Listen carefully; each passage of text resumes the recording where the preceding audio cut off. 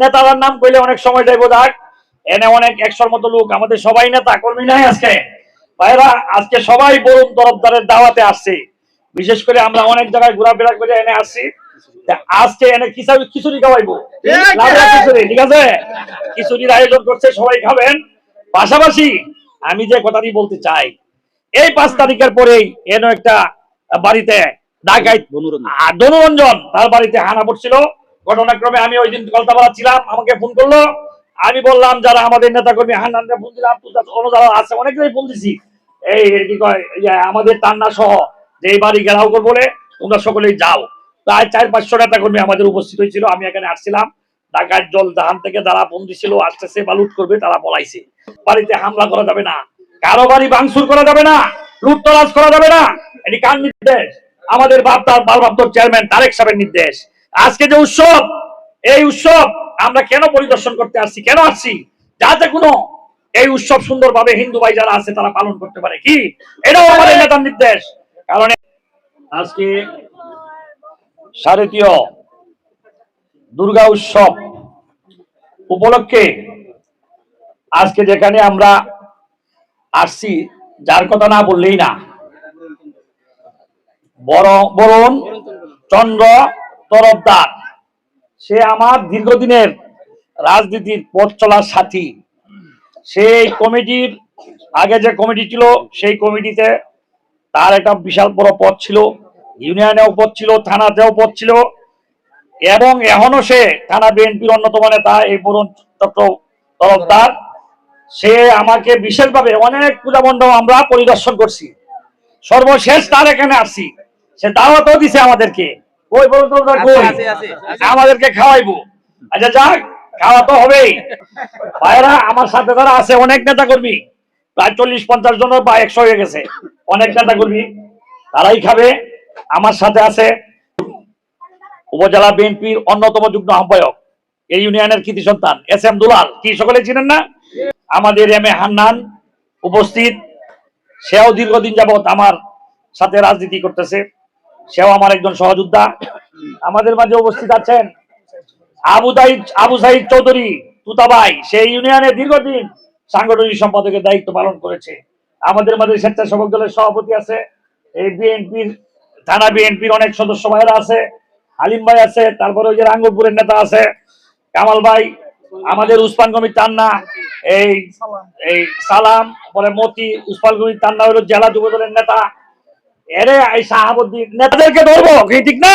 তাদেরকে আইনে আওতায় দিব, ঠিক আছে না ভাইয়েরা? আজকে আমরা দেওয়াগালা নারায়ণগড়পুর থেকে শুরু করিয়া প্রত্যেকটা পূজা মণ্ডপ আমরা পরিদর্শন করতেছি, যাচ্ছি। যদি কোনো অসুবিধা হয় সাথে সাথে আমাদের ফোন নাম্বার দেওয়া যাচ্ছি। আমার যদি কেউ হাঙ্গামা করতে চায় তাহলে আমরা এটা প্রতিরোধ করব, তাদের কোনো বিশৃঙ্খলা ঘটাইতে চাইবো তাদেরকে ধরবো, তাদেরকে আইনের আওতায় দিব। যারা আছে তাদেরকে আমি বলে যাচ্ছি, তারা তাদের নজরে রাখবে যাতে সুন্দরভাবে এই হিন্দু ভাইদের উৎসব তারা পালন করতে পারে। যে আমাদের বরুণ চন্দ্র তরফদার, যার দাওয়াতে যে আয়োজক কমিটির সভাপতি, তাকে অভিনন্দন জানাই। উপস্থিত সকলকে ধন্যবাদ জানিয়ে আমি আমার কথা এখানে শেষ করছি। বাংলাদেশ জিন্দাবাদ, শহীদ জিয়া অমর হোক, দেশনেত্রী বেগম খালেদা জিন্দাবাদ, আগামী দিনের প্রধানমন্ত্রী তারেক রহমান জিন্দাবাদ। আজকে আমাদের মাঝে উপস্থিত হয়েছেন এমন একটি ব্যক্তি উপস্থিত হয়েছেন যার নেতৃত্বে 17টি বছর আমরা আন্দোলনের সংগ্রামে ছিলাম। অনেক ভাইয়েরা রক্ত দান করে আবার নতুন সংগ্রামে আমরা একটা স্বাধীনতা পেয়েছি।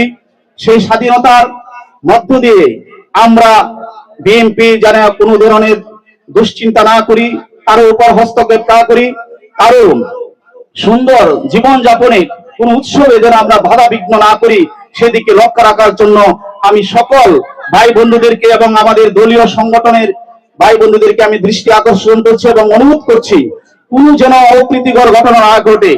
যদি কোনো প্রকার অপ্রীতিকর ঘটনা ঘটে তারা আমরা কিন্তু কঠিন শাস্তি দিব ইনশাআল্লাহ। কিছুদিন আগে, 2 দিন আগে কিন্তু একটা অপ্রীতিকর ঘটনা ঘটেছিল। আমরা পাশাপাশি সাথে সাথে আমরা এসেছি এবং অ্যাকশন নিয়েছি। আশা করি কোনো পূজা মণ্ডপে কোনো ধরনের অপ্রীতিকর ঘটনা ঘটবে না। আমাদের হিন্দু ধর্মাবলম্বী ভাইদের সবচেয়ে বড় উৎসব শারদীয় দুর্গোৎসব।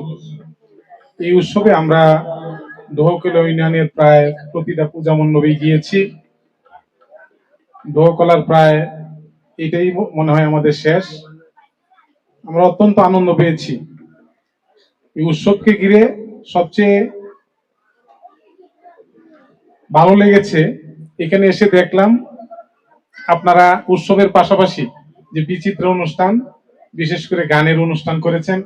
আমি যখন ছোটবেলা থেকেই বিশেষ করে দোহাকলা এবং রামগোপালপুরের বিভিন্ন পূজা মণ্ডপে যেতাম, তখন এই গানগুলি হতো, বিভিন্ন নাটকও হতো। তো এখানে এসে এটা আমরা পেয়েছি, যে কয়টা পূজা মণ্ডপে গিয়েছি তার মধ্যে এইখানেই এই উৎসবটা আর একটু বেগবান হয়েছে। আমরা খুব খুশি হয়েছি। আপনাদের যে কোনো সমস্যায় কোনো অপ্রীতিকর ঘটনা যাতে না ঘটে আপনারা আমাদেরকে বলবেন, আমাদের প্রিয় নেতা সদস্য সচিব হাফেজ আজিজুল সাহেবকে বলবেন। আমরা প্রতিদিন পূজা মণ্ডপে যাচ্ছি এবং আমাদের সংস্কৃতি যেন সারা জীবন অটুট থাকে এই আশা আমরা ব্যক্ত করছি।